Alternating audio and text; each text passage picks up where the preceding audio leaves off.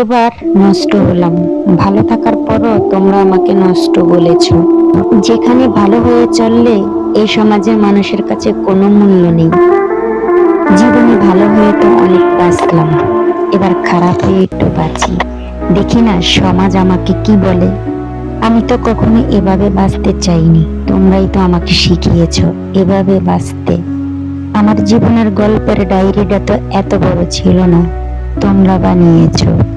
আমি তো কখনো একা থাকতে চাইনি, তোমরা বাধ্য করেছো।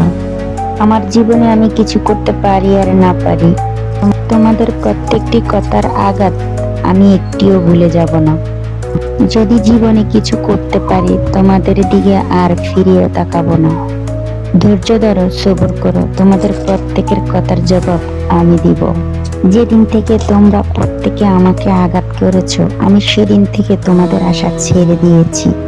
তবে হ্যাঁ, তোমরা আমার সাথে যাই করে থাকো না কেন, অভিশাপ দিব না আমি কখনো। তবে হ্যাঁ, জীবন শেষ হয়ে গেলে দুঃখ নেই, সময় তো আর শেষ হবে না। সময় আসবে যাবে, ভালো হবে, আবার কখনো কখনো খারাপ হবে। এটাই তো মানুষের নিয়ম, এটাই তো মানুষের ধর্ম। আর ও হ্যাঁ, তোমরা আমার জন্য একটু সবসময় দোয়া করো।